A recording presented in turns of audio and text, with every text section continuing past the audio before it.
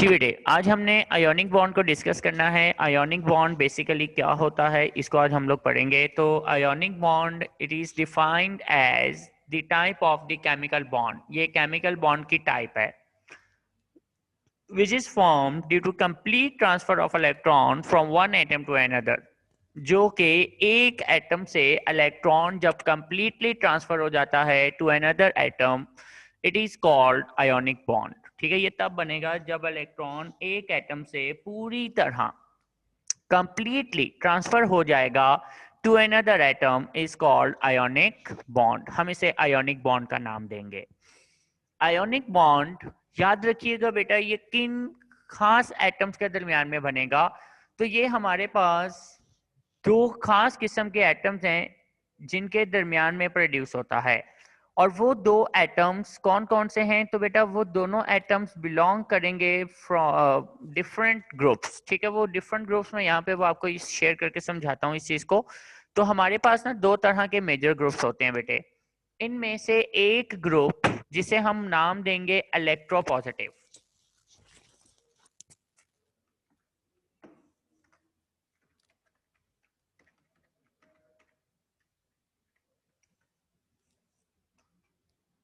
और दूसरा ग्रुप जिसे हम नाम देते हैं इलेक्ट्रोनेगेटिव।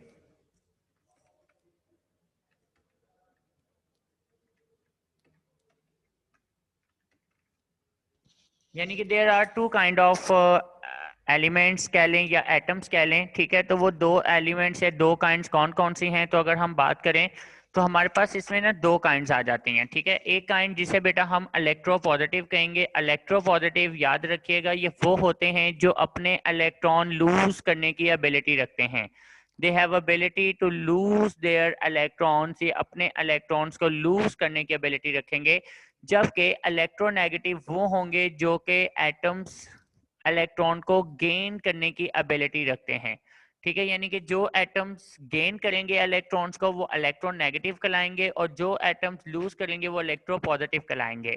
अब इसमें हमारे पास अगर ग्रुप के लिहाज से बात की जाए तो जो ग्रुप 1 होगा, ठीक है, मैं इसको G1 लिख रहा हूं, और बेटा ग्रुप 2 के जो एलिमेंट्स हैं ना ये इलेक्ट्रोपॉजिटिव एलिमेंट्स होते हैं। जबकि गेन करने वालों में से जो एलिमेंट्स हैं, जो ग्रुप हैं, उसमें बेटा 15 से लेकर, ठीक है, 17 तक के जो एलिमेंट्स हैं ना ये मोस्टली इलेक्ट्रॉन को एक्सेप्ट करेंगे, उसको गेन करेंगे, उसको लूज नहीं करते। ठीक है, कोई स्पेशल कंडीशन हो तो उसको लूज कर भी देते हैं, लेकिन मेजॉरिटी जो है ना ये एलिमेंट्स वो हैं जो उसको गेन करेंगे। तो जब बॉन्ड बनता है इन ग्रुप 1 और 2 एलिमेंट्स और ग्रुप 15 टू 17 के किसी एलिमेंट के दरमियान में, तो it is mostly ionic bond. तो वो आयोनिक बॉन्ड ही बनता है।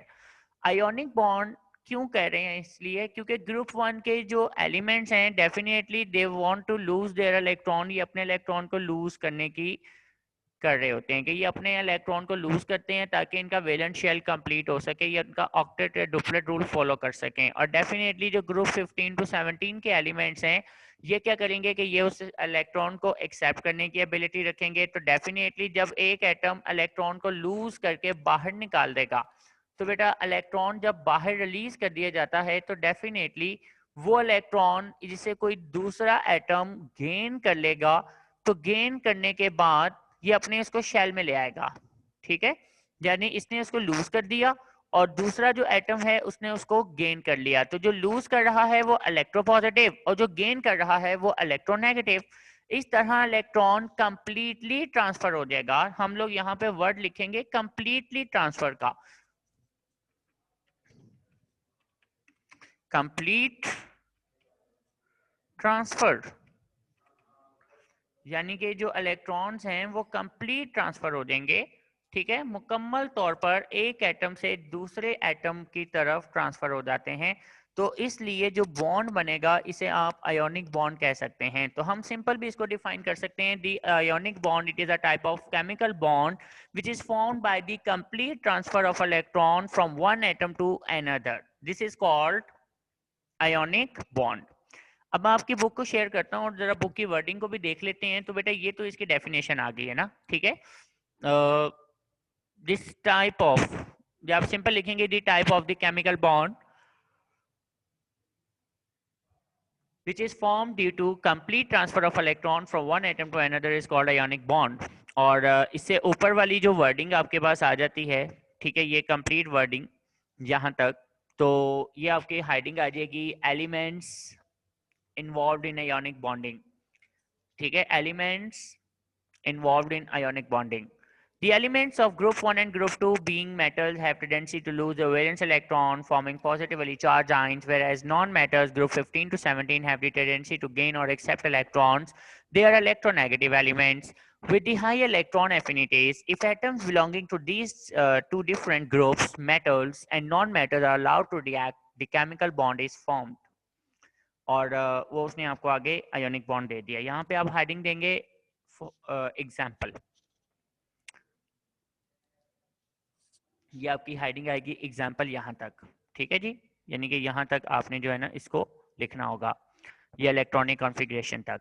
तो अब अगर हम बात करें दी फॉर्मेशन ऑफ NaCl, ठीक है, it is a good example. तो बेटा ये हमारे पास इसकी ना एक गुड एग्जाम्पल है, तो ज़रा इसको हम देख लेते हैं कि वो क्या कहना चाह रहे हैं इस एग्जाम्पल के अंदर।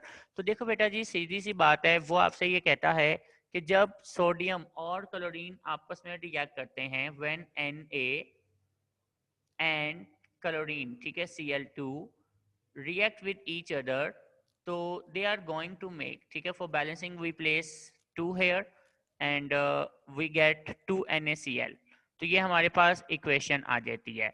अब अगर हम बात करें तो ये कैसे पॉसिबल हो सकता है, तो बेटा सीधी सी बात है कि sodium want to attain stability, chloride also want to attain stability, and for that reason they want to complete their octet rule, and they have two options. One of them want to lose their electron and the other one want to gain their electron. कौन loose करेगा कौन gain करेगा, तो इसको जरा हम समझते हैं यहाँ पर। तो लेट्स सपोज ये मेरे पास है सोडियम। अब सोडियम की अगर मैं बात करूं तो सोडियम का एटॉमिक नंबर मेरे पास 11 होता है, यानी कि इसका एटॉमिक नंबर है 11। इट्स मीन अगर मैं इसकी इलेक्ट्रॉनिक कॉन्फ़िगरेशन लिखता हूं तो वो मेरे पास आती है 1s2 और 2s2 और 2p6 और 3s1।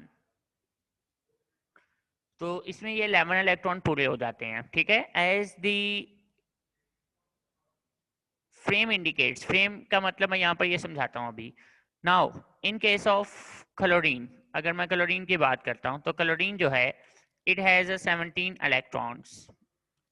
In case of their electronic configuration, 1s2, 2s2, 2p6, 3s2, 3p5। Now, अगर हम बात करें तो इसके थर्ड शेल में एक ही इलेक्ट्रॉन है, और अगर हम इसमें बात करें तो इसके थर्ड शेल में टोटल इलेक्ट्रॉन 7 मौजूद हैं। They want to attain 1 electron and they want to lose their valence electron। जब ये अपना एक इलेक्ट्रॉन लूज कर देगा तो इसका आखिरी शेल हो जाएगा सेकंड। और बेटा ये जब अपना एक इलेक्ट्रॉन लूज करेगा तो इलेक्ट्रॉन लूज करने पर ये आपके पास बन जाता है एक आयन जो कि पॉजिटिव आयन है, ठीक है। मैं इसको ऐसे लिख सकता हूँ, जैसे फॉर एग्जांपल ये मेरे पास सोडियम है, तो सोडियम के इलेक्ट्रॉन्स को मैं क्रॉस से शो कर देता हूँ। आपकी बुक में डॉट से शो हुआ होगा, लेकिन मैं इसको ज़रा क्रॉस से शो कर रहा हूँ, ठीक है।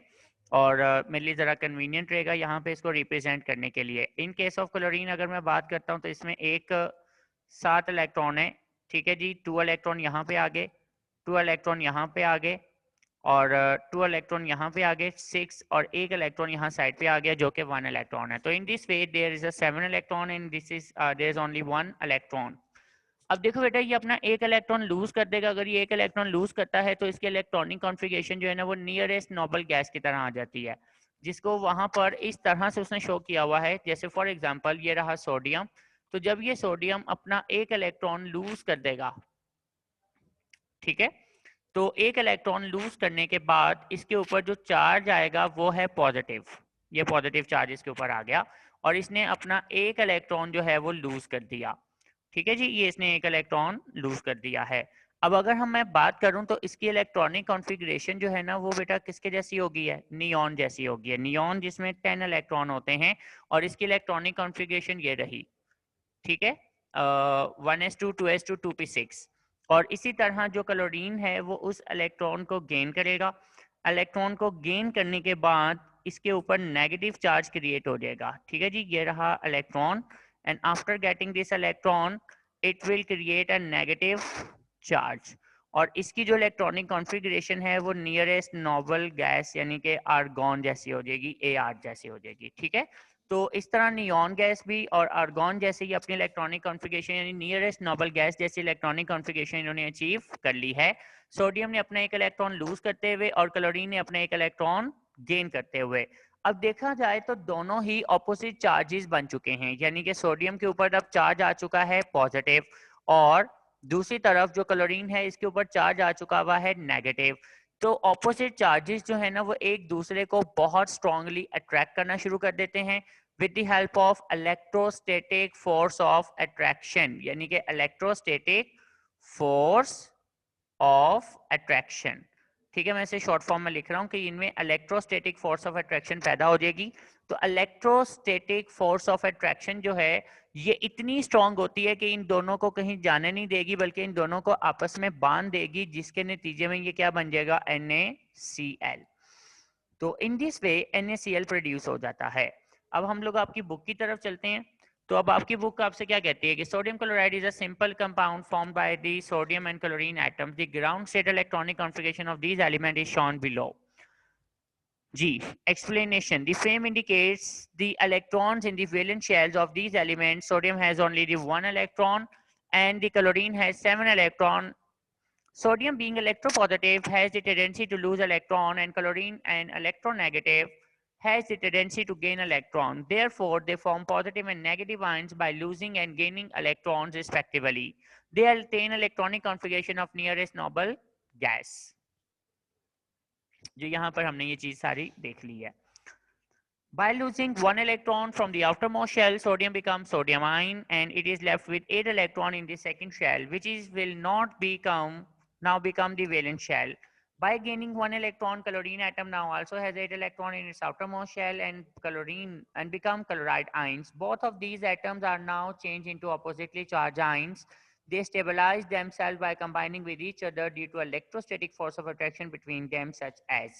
ये सारी इसकी एक्सप्लेनेशन है बेटे जो यहाँ से स्टार्ट होगी और यहाँ तक एक्सप्लेनेशन आ जाएगी आपके पास, ठीक है, ओके बेटे। और इसके बाद यहाँ पर आप हेडिंग देंगे आयोनिक कंपाउंड्स। बहुत ही सिंपल सी बात उसने कही हुई है कि जिन कंपाउंड में आयोनिक बॉन्ड बनता है हम उन्हें आयोनिक कंपाउंड्स कह सकते हैं। तो this is our long category question, ठीक है, मार्किंग इसकी मैंने करवा दी है साथ साथ। अब इससे रिलेटेड अगर कोई क्वेश्चन है तो वो आप मुझे बता दें।